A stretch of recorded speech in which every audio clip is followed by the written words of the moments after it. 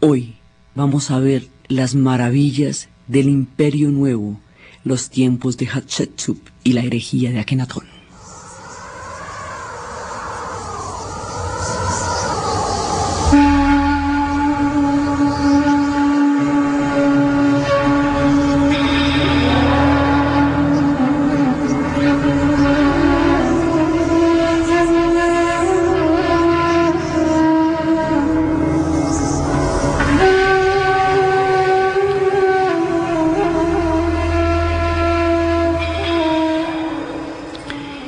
La vez pasada habíamos visto cómo, después de la dominación de los Hicsos, hay un contraataque de Tebas. Los tebanos, la gente que está en Tebas, aprende a utilizar los carros de guerra, que fue con lo que los Hicsos los habían sometido. Aprenden a manejarse militarmente de una manera en que puedan vencerlos y los derrotan. Al expulsarlos a los Hicsos, vuelven a unificar el imperio desde Tebas. Entonces, ¿qué pasa? Como la invasión de los Hicsos llega por el Sinaí, toda esa parte, que es lo que llamamos el Bajo Nilo, esa parte de lo que tiene que ver hasta la desembocadura, hasta el Mediterráneo, esa parte va a quedar, digamos, afectada por el tiempo de la dominación. Y como en esa parte es donde quedaban Heliópolis y Memphis, entonces ahora, como el contraataque viene de Tebas, Tebas es la que se va a fortalecer, Tebas es la que se convierte en el corazón del imperio y toda la importancia se desplaza hacia Tebas, porque son los tebanos, digamos los habitantes de Tebas, los que van a expulsar a los Hicsos y a revivificar el imperio y a volverlo a unificar desde ahí, es decir, desde el Alto Nilo, desde la parte que hoy sería Luxor, hoy día lo llamamos todavía Luxor. Entonces, desde ahí viene el contraataque y viene la restauración del imperio y viene lo que vamos a llamar el Imperio Nuevo. Ese Imperio Nuevo va a empezar divinamente, porque empieza con Tutmosis I, que es el que lo reconquista, lo reagrupa, lo reunifica, expulsa a los Hicsos y vuelve y restaura toda la jerarquía de poder alrededor de la divinidad del faraón, pone a todos los sacerdotes y a todas las castas de escribas y sacerdotes a plegarse a su voluntad, y en la medida en que restaura toda la capacidad de cohesión que tiene la figura del faraón, pues restaura el imperio. Pilísimo ahora sí, de aquí para adelante habíamos visto cómo el faraón ya no solamente va a ser el eslabón de los dioses, el dador de los granos y de los cereales, el señor de los canales y los ríos, ya no solamente va a cumplir esa función de proveedor, esa función de acudiente y cuidador de toda la comida y el bienestar de los egipcios, ahora le toca ser un guerrero, le toca cumplir las funciones de los generales, porque ahora los Hicsos, ya después de lo de los Hicsos, los egipcios ahora ya saben que tienen peligros, que hay pueblos que los pueden atacar, que el dulce se les puede poner a mordiscos, ya no tienen esa confianza eterna en que el mundo terminaba en las riberas de su imperio, porque ya se han visto con otros pueblos, ya después de los Hicsos las cosas son de otro tamaño. Entonces, en ese momento, lo que van a hacer es fortalecer las fronteras. Todo lo que tiene que ver con Canaán, con Siria, Sinaí, va a verse fortalecido tremendamente. Y a partir de ahí, la figura del faraón se va a fortalecer muchísimo, y de ahora en adelante es que se le va a llamar la Casa Grande, faraón. En realidad, faraón se le llama desde el Imperio Nuevo, pero se hizo genérico a todos los gobernantes de Egipto durante las 30 dinastías que duraron en toda la época del imperio. El nombre corresponde ya al Imperio Nuevo, pero a todo el mundo se le conoció con el nombre de faraón, que significa Casa Grande. Entonces, este guerrero general va a expandir el imperio hacia Libia, hacia Nubia, y con eso va a lograr Nubia, Libia, Siria y Canaán. Ahí es cuando decíamos que Egipto, en el futuro, va a ocupar un lugar tan importante en la geopolítica de la zona, porque el imperio se extendió hacia diferentes latitudes sobre las cuales va a seguir teniendo una influencia con el correr de los milenios. Entonces, lo que es Tutmosis y Amenhotep van a montar el imperio a Nubia, a Siria, a Canaán, a Libia, y es cuando los soldados van a Canaán y ven llover. Entonces dicen que es un Nilo que cae del cielo, habíamos visto, porque como ellos nunca habían visto la lluvia, porque en Egipto nunca llueve. Y aquí se nos va a montar un imperio serísimo, serísimo de verdad, porque ya están dadas las condiciones. Entonces, Tutmosis primero va a montar y a reunificar el imperio, y va a montar el imperio nuevo. Ese imperio nuevo es el que va a durar 12 siglos. 1200 años, con una estabilidad y unas maravillas y unos esplendores y una cantidad de aventuras. Entonces el tipo lo deja hecho, a lo bien. Y después de él es que viene la historia de una herejía, porque es la historia de una mujer que se va a proclamar a sí misma faraón, no reina, faraón. Es la primera mujer de la que tenemos noticia que haya gobernado en alguna parte del mundo, porque normalmente lo que pasa en Egipto, pues pasa por primera vez porque es que ellos son mucho más antiguos que los demás era, por eso decían que los egipcios eran antiguos, aún para los antiguos, no es que están a 2000 años de distancia de los romanos. Entonces pues ellos se alcanzaron a inventar bastante del agua tibia por su tiempo tan remoto en el lugar. Entonces esta mujer es la primera referencia que tenemos del gobierno de una mujer en la historia. Se habla de un tiempo matriarcal en que las mujeres mandaron, pero ese tiempo es anterior a la escritura, y la historia no lo ha descubierto aún, lo intuye. El Código Da Vinci y cosas de esas nos intuyen, nos llaman sobre un pasado matriarcal, pero aún no lo conocemos. Así que desde que la historia la están escribiendo los hombres, y desde que la escritura está contándonos el trasegar de las civilizaciones humanas, desde ahí la primera es Hatshepsut.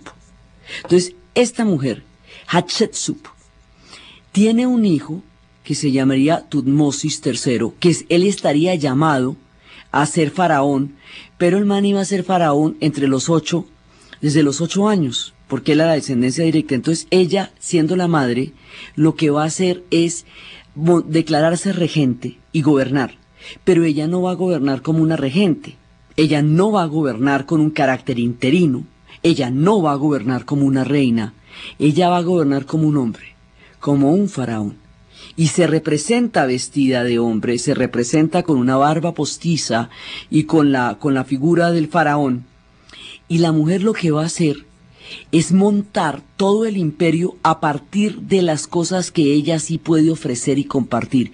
Ella no puede ser guerrera, porque no sería aceptada por el ejército y no sería aceptada por los soldados. Entonces ella va a ser una impulsora de todo el mundo agrícola, del mundo de los canales, de la prosperidad, de la abundancia, de la cultura, de las artes. Ella va a explorar todo aquello que se puede explorar en una sociedad sin ser guerrero, a pesar de que esto va a ser un tiempo guerrerísimo porque ya se van a encontrar con otros pueblos y se van a dar duro con otros pueblos. Ella va a ser una tregua de 25 años, en el cual el imperio estuvo en completa paz, dedicado a recuperarse, a volverse próspero. Ella va a organizar excursiones al Mar Rojo, y esas excursiones al Mar Rojo van a estar pintadas en los templos. Ella va a tener un templo impresionante. Ese templo de ella, está empotrado en una montaña, así, gigantesca, empotrado en una gigantesca montaña, que es donde va a estar, o sea, dentro de la grandeza de la montaña, de lo que se eleva en el valle, usted ve un edificio totalmente posmoderno, es rectangular, tiene las formas rectas de lo que nosotros llamamos modernidad en la arquitectura, tiene unas columnas que junto con esas formas rectas dan la sensación de un edificio que usted ve en el siglo XX. Es gigantesco, tiene una cantidad de terrazas, pero impresiona por lo milenario y lo moderno. La manera como esa arquitectura la relacionamos es con el futuro del siglo XX y no con la antigüedad de los milenios faraónicos. Ese es el templo de ella. Los templos femeninos tienen unas características muy particulares. Eso lo vemos con el de Hatshepsut y lo veremos después cuando llegue la época de Abu Simbel y veamos lo de el templo que corresponde a Nefertari. Los templos de las mujeres tienen unos iconos completamente distintos a los templos de los hombres. Están dedicados a Hathor, porque Hathor es la diosa madre, la vaca, la que da todo, es la diosa de la abundancia y de la generosidad. Están dedicados a Bast, porque ella es la diosa gata, que acompaña a las mujeres en el parto y en la fertilidad. Están dedicados a las cosechas, están dedicados al fluido de la tierra, están dedicados a la vida cotidiana. En los templos femeninos no hay batallas, ni hay guerras, ni hay gestas, ni hay epopeyas guerreras. En los templos femeninos hay fertilidad, hay espigas, hay incursiones para traer cosas, hay una vida cotidiana alejada completamente de la dominación y de la guerra. Los íconos son distintos, la mirada es distinta. Esta mujer va a obtener la prosperidad para su imperio a través del comercio y no del saqueo, a través del intercambio con otros pueblos y no del sometimiento con otros pueblos.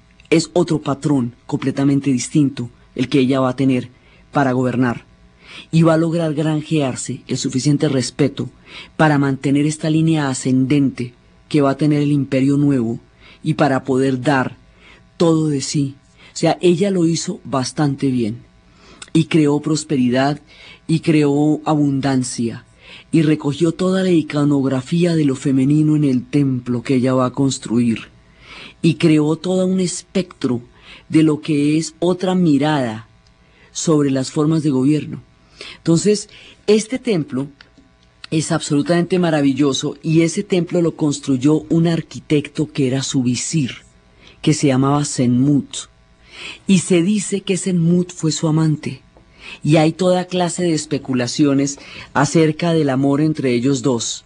Y se dice que él tendría que ser enterrado cerca del templo. Pues dentro del templo había una forma para que lo enterraran. Lo enterraron a unos pocos pasos, no exactamente donde era, pero sí está enterrado junto a cerca de ella.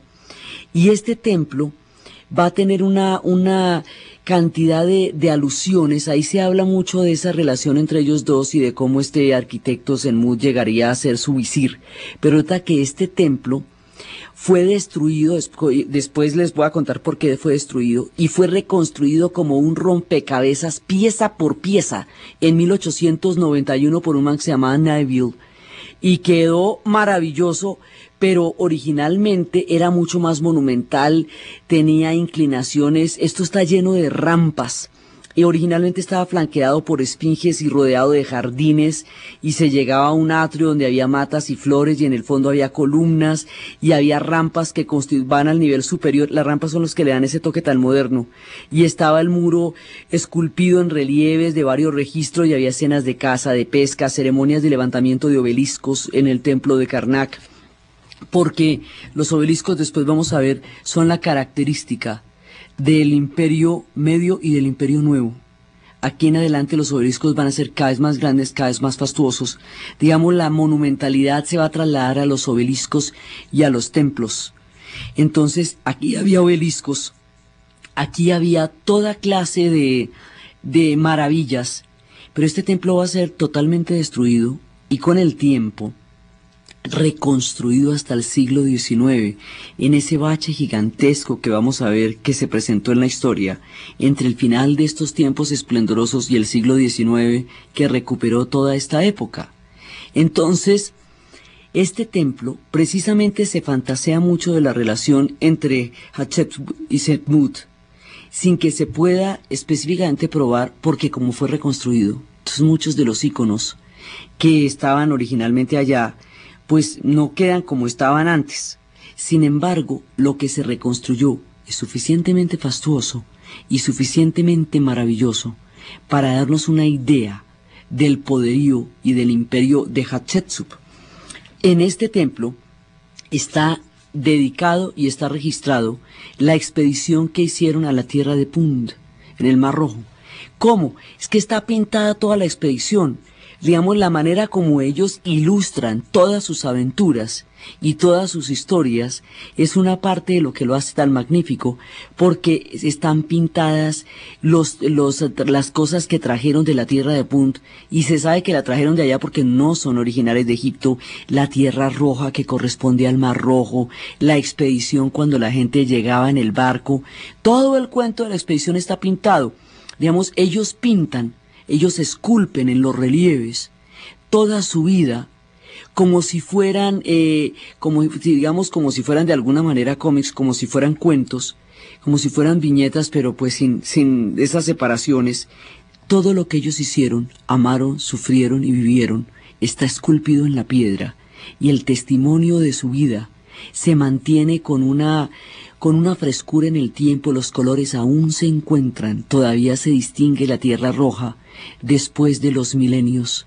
Y esta mujer organiza expediciones, no guerras, organiza intercambios, no invasiones, organiza toda la fertilidad, cumple la función de una dadora, de una proveedora, de la función que cumplían los faraones antes de encontrarse con las guerras y las invasiones de los Hicsos.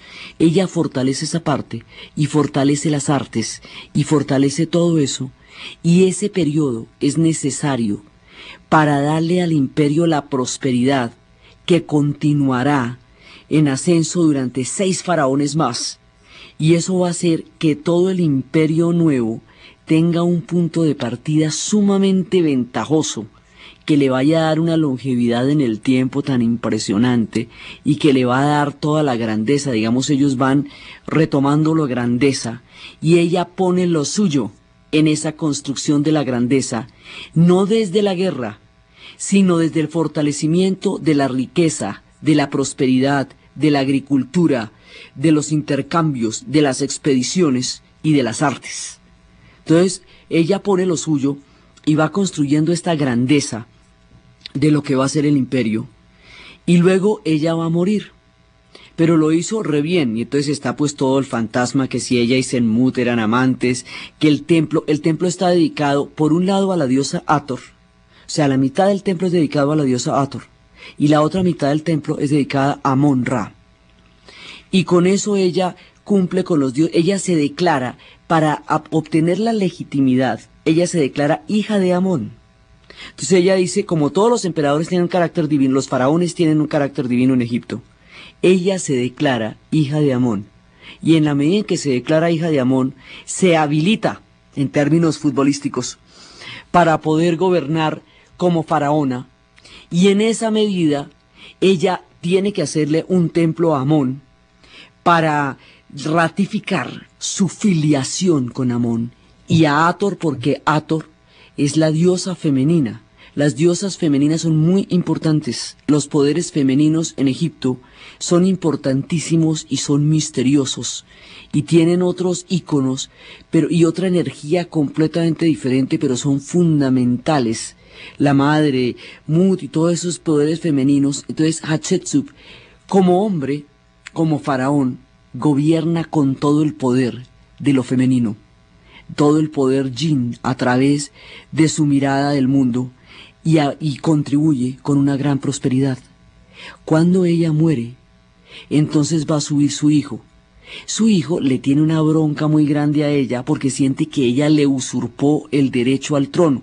Pero si hacemos cuentas, ella gobernó mientras el man estaba entre los 8 y los 25 años.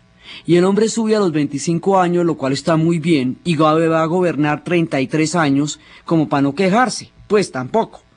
Este tipo, el hijo de Hatshepsut, que sería Tutmosis III, digamos, en rigor ella sería Tutmosis II si se hubiera llamado Tutmosis, porque es la hija de Tutmosis I, y su hijo es Tutmosis III, ella sería como el segundo, poco más o menos, pero ella se llama Hatshepsut. Entonces cuando sube el man, el chiquito, el hijo de ella, que ya en ese momento tiene 25 años, va a tapar todas las inscripciones del nombre de Hatshepsut para borrarla de la memoria del tiempo, que era la manera como los egipcios, se agredían. Ellos se agredían no físicamente, sino en la inmortalidad. Tapar el nombre de Hatshepsut. El nombre, hemos visto en la mitología egipcia, es la esencia. Habíamos visto cómo cómo Isis va a lograr engañar a Amon-Ra a través de una serpiente que crea con su saliva y cuyo antídoto al veneno solo lo conoce a través del nombre esencial. Entonces, borrar el nombre de las inscripciones de los templos es atentar contra la inmortalidad en el terreno en que realmente son importantes las cosas para los egipcios. Entonces, este hijo, usurpado como se siente, porque él cree que él tenía el derecho desde pequeño para gobernar, y ella gobernó no en su nombre, sino a pesar, mejor dicho, lo hizo a un lado y gobernó. Entonces este hombre va a reaccionar. Ella fue una gobernante como sería Isabel I en Inglaterra cuando creó semejante imperio. Ella va a ser una gobernante de las grandes en la historia, pero él se siente usurpado, como le pasó al hijo de Victoria, que Victoria gobernó toda la vida. Entonces el hombre, cuando subió, ya estaba bastante impaciente. Este tipo, el hijo de Hatshepsut, Tutmosis III, va a ser un gran guerrero y lo van a llamar el Napoleón de Egipto, porque va a ser un conquistador, va a fortalecer las fronteras y va a borrar el nombre de Hatshepsut de los templos y va a destruir el templo de Hatshepsut.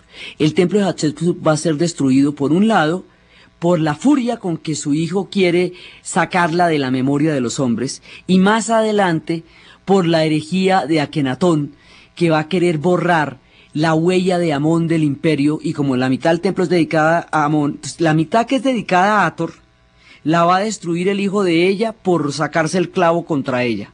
Y la otra mitad, que es de Amón, la va a destruir que más adelante Akenatón, porque está persiguiendo los templos del culto de Amón. Por eso ese templo se desbarató y quedó destruido, y por eso solamente hasta el siglo XIX, hasta 1830, cuando va a llegar Neville y lo va a reconstruir pieza por pieza. Y esos episodios de reconstrucción, como lo que hemos visto de Om-Seti con Abidos, lo que vamos a ver después de cómo se pasaron cada una de las piezas de Abu Simbel, los rompecabezas, para conectarnos con el pasado o salvar el pasado de los tiempos futuros. Es una curiosa coincidencia en los egipcios, y este templo va a quedar vuelto nada, y luego es hasta 1891, ya finales, que Nabil lo va a reconstruir como pudo, y sin embargo le quedó regio. Eso sí, le quedó muy divino, como diría de fantástico, que aún es un prodigio a pesar de todo lo que le pasó. Entonces sube Tutmosis, y Tutmosis va a ser un duro también, y va a aprender de todas maneras. Por mucha bronca que le tuviera de ella, aprendió la grandeza y tenía la talla para continuar este proceso de ascenso y este proceso de consolidación del Imperio Nuevo. Entonces lo que va a pasar con él, los cambios entre los imperios y todo lo que va a suceder, y la herejía y el papel que va a tener la herejía más adelante, es lo que vamos a ver después de la pausa.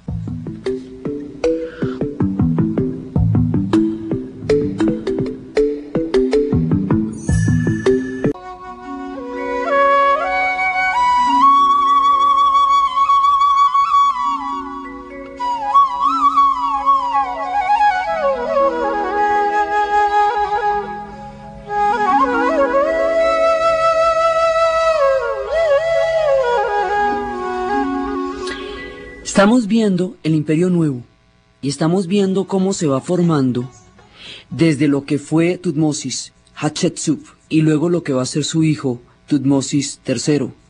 En el Imperio Medio, cambiaron muchas cosas del Imperio Medio al Imperio Nuevo.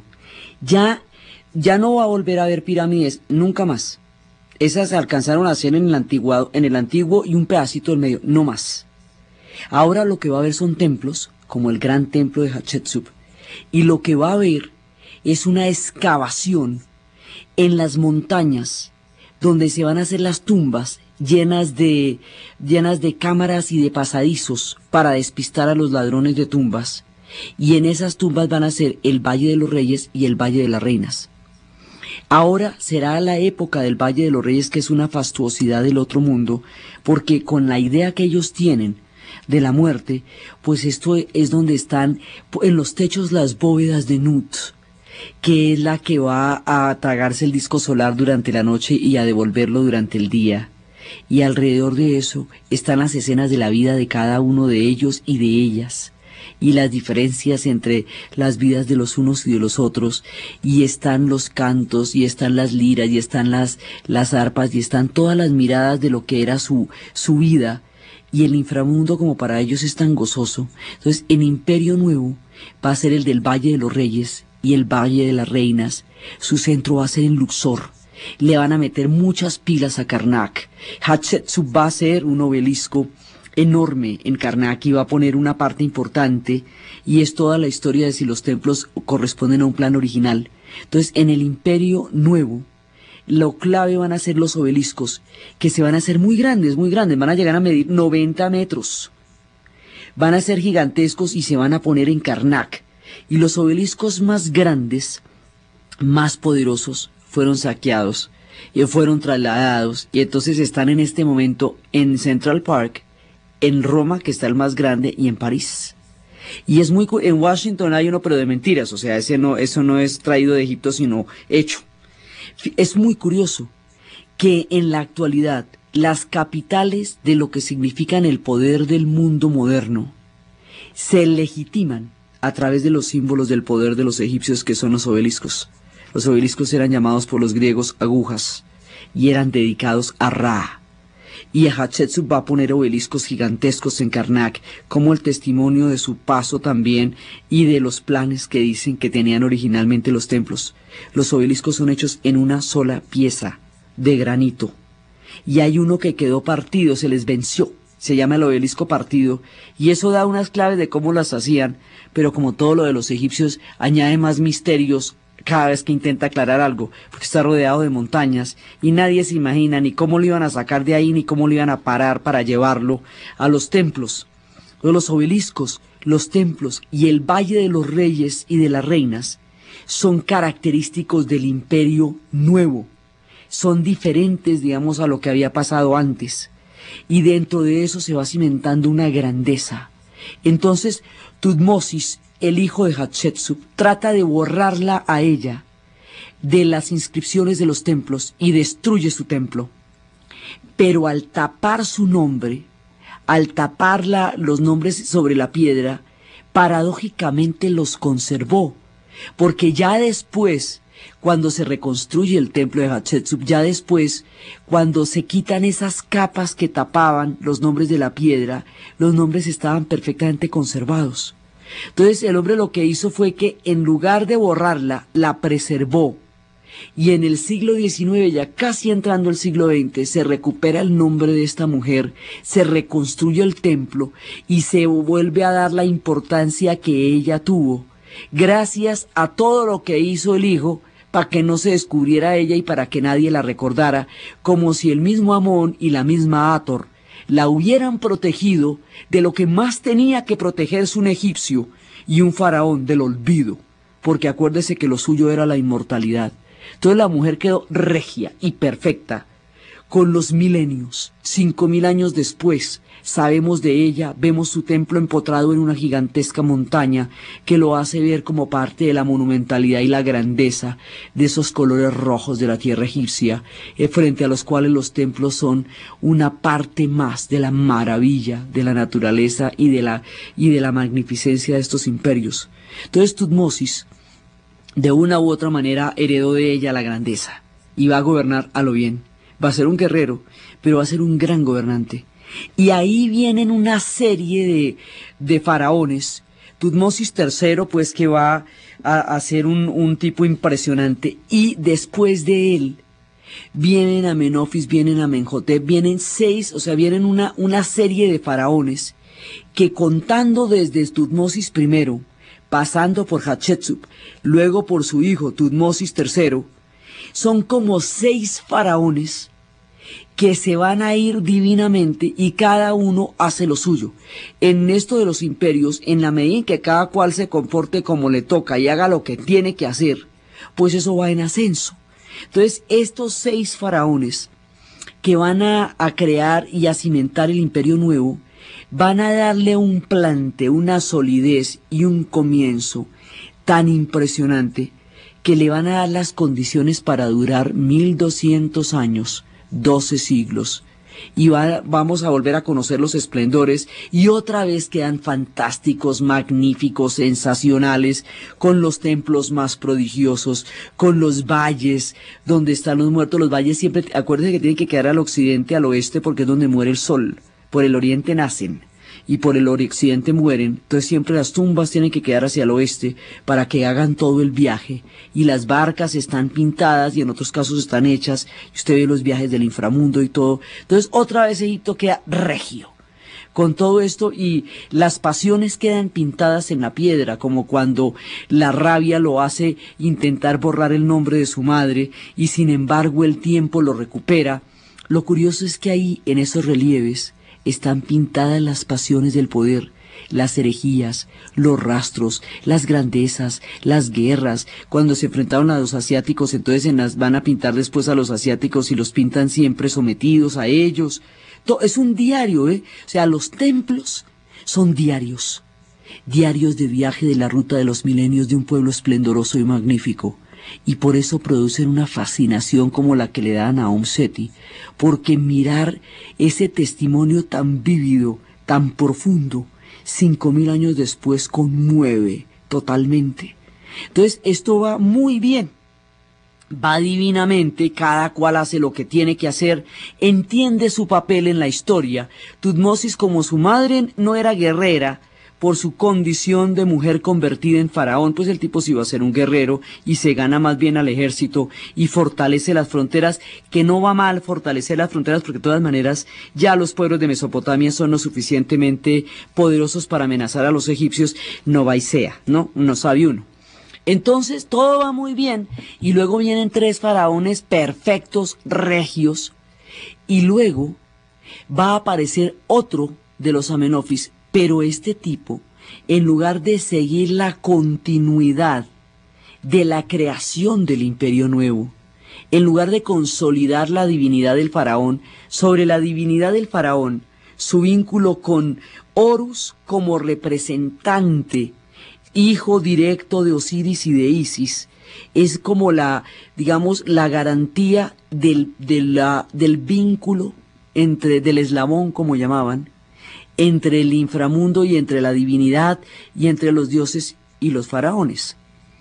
Va a haber un tipo que se va a llamar, o sea, cambia su nombre, se va a llamar Akenatón, ya no Amenofis, sino Akenatón, y va a protagonizar una herejía, va a reformular la religión en Egipto con un criterio monoteísta.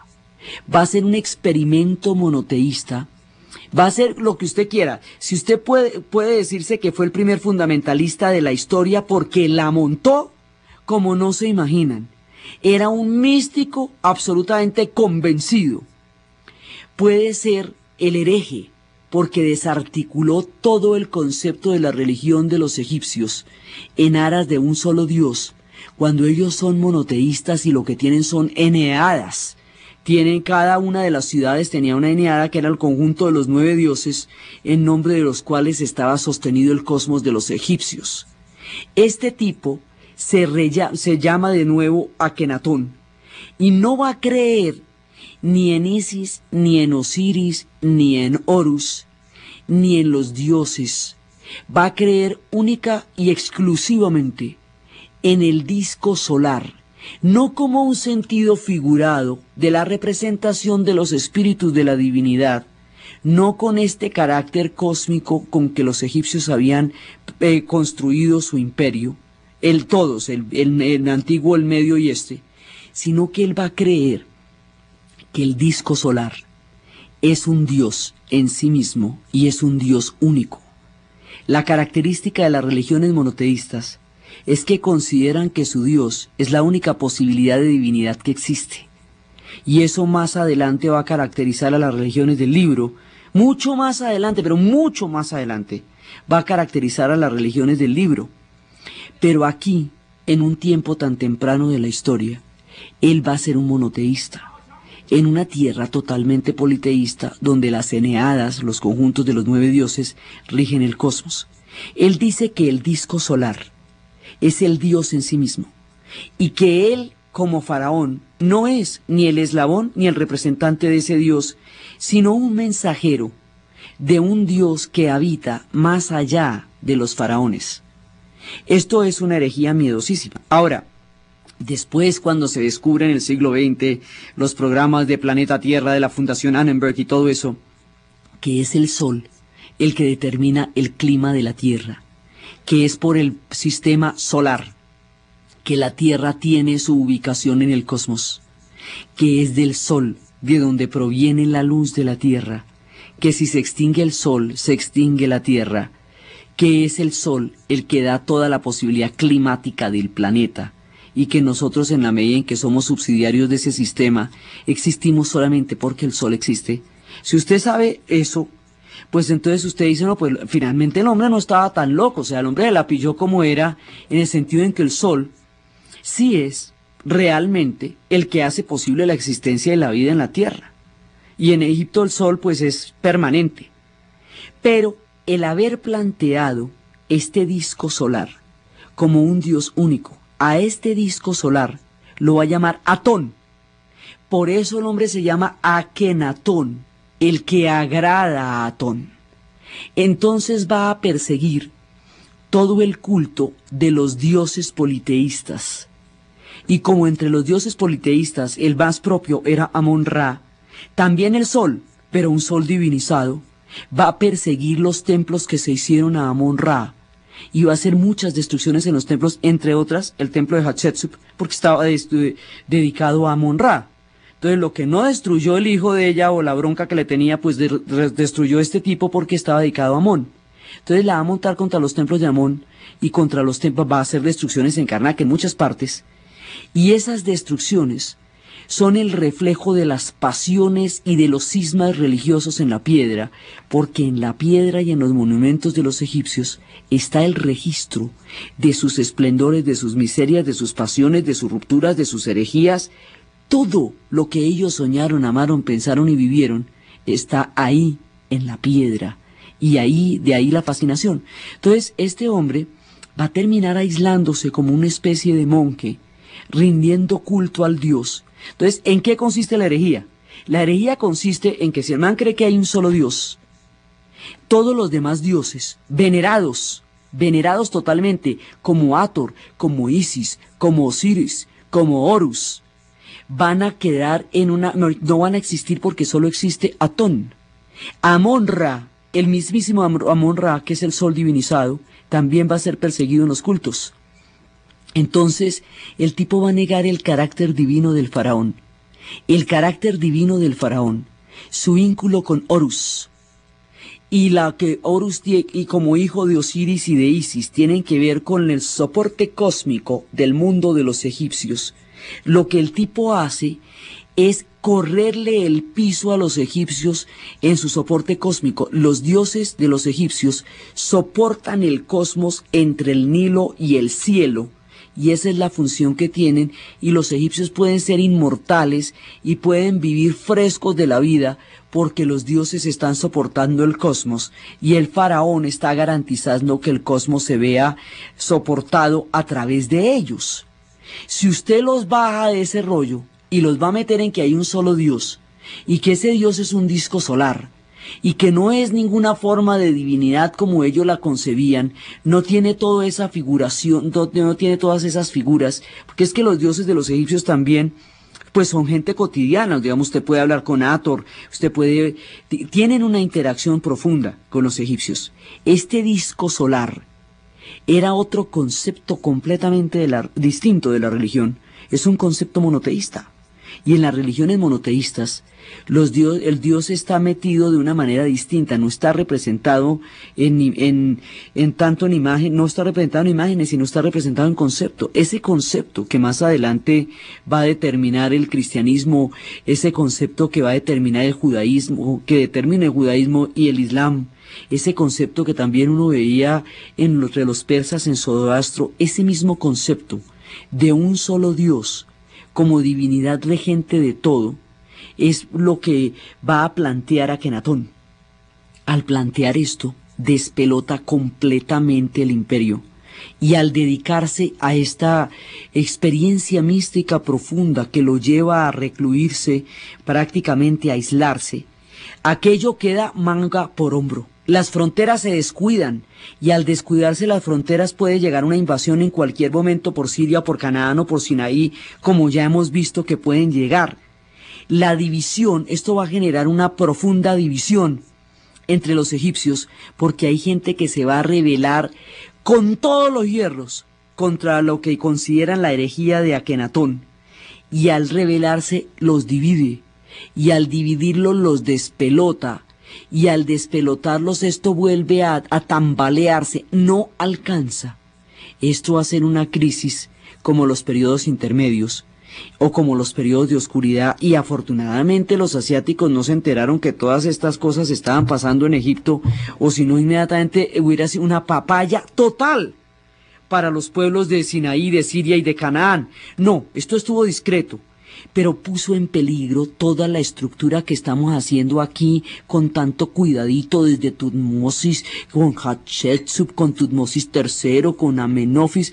Todo eran, digamos, cada uno poniendo su propio granito, sí, ya no de arena sino de piedra, para construir el imperio nuevo, para que nos quede bien divino. Y llega este man y la monta de esto, y al montarla de esto tambalea la estructura del poder, porque todo el poder de los egipcios está montado sobre la divinidad del faraón. La divinidad del faraón es la condición que garantiza, no de que el faraón es el señor de los canales, el eslabón de los dioses, el dador del trigo y ahora el guerrero general desde el imperio nuevo.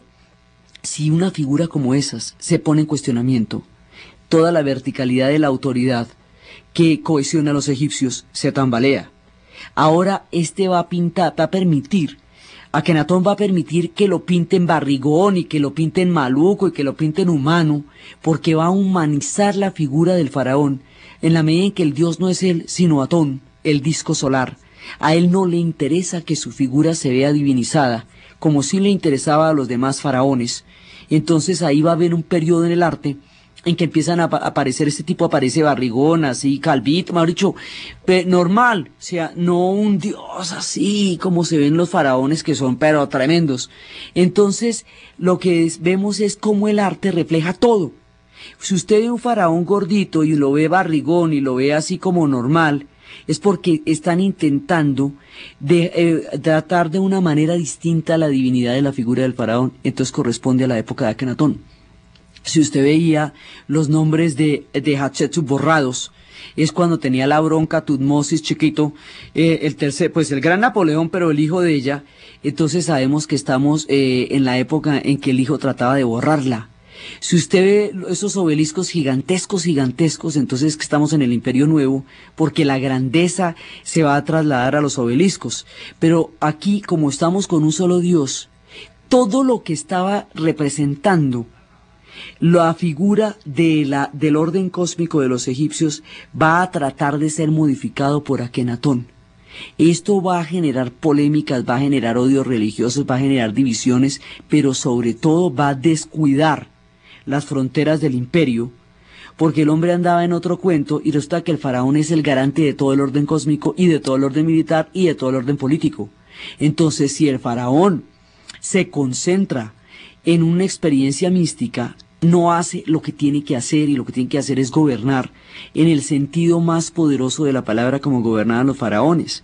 Entonces esto es muy peligroso, pero el tipo no dura tanto como para que esto traiga un periodo de crisis y de oscuridad a Egipto. Él va a morir, y cuando muere, inmediatamente restauran el culto, inmediatamente. O sea, tan pronto muere el hombre, dicen, bueno, ya, listos, suficiente de monoteísmo, vamos a dejar a un lado la experiencia del disco solar, vamos a dejar a un lado el culto a Atón, y vamos a volver a lo que éramos. Vamos a restaurar el culto a los dioses. Vamos a volverle a dar a cada una de las ciudades la importancia que cada una de esas ciudades les da a su propia Eneada y a sus propios dioses. Vamos a restaurar los templos. Vamos a ponerle más pilas a los obeliscos. Y los obeliscos van a recorrer como un hilo conductor hacia la divinidad todo el imperio nuevo, y van a ser, entre más fastuosos, más grandes sean, es más importante el símbolo de poder. Por eso es que en las ciudades actuales legitiman su poder a través de los obeliscos, porque es como untarse un poco de la inmortalidad de los faraones a través del saqueo, a través de la, digamos, como un remedio de la grandeza. Pueden tener el poder, pero difícilmente la grandeza. Entonces, resulta que cuando se restaure el culto, va a aparecer un personaje que no es importante dentro del relato de los egipcios, pero va a ser importantísimo para descubrir la mayoría de las cosas que hoy sabemos sobre los egipcios. El tipo se va a llamar, viene inmediatamente después de Akenatón, y se va a llamar Tutankamón. Tutankamón significa el que rinde culto a Amón. Es decir, venga, para que no nos confundamos, Atón era el disco solar, único dios que Akenatón había pretendido que reemplazara a todos los dioses que antes habían regido el imperio egipcio. Entonces, cuando el hombre muere, vamos a volver a lo que estábamos, porque esta herejía ponía en peligro todo el orden de los egipcios.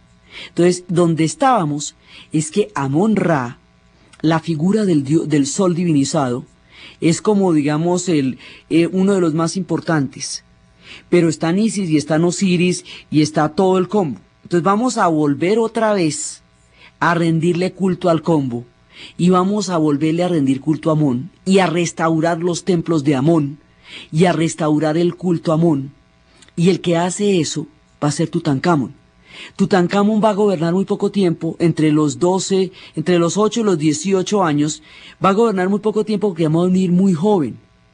Y ese tiempo es suficiente para restaurar el culto y darle a los egipcios la señal de que ya todo bien, o sea, volvimos a lo nuestro.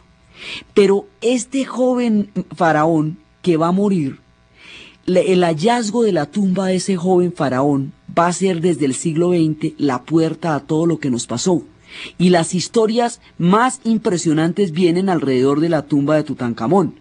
Entonces, la historia de esta tumba, por qué se perdió en el tiempo, cómo la descubrieron, la aventura de Howard y la aventura de Lord Cavernon, el apagón del Cairo, la maldición de la tumba y todos esos misterios que tantas miniseries han dado, es lo que vamos a ver en el siguiente programa, los misterios de la tumba de Tutankamón.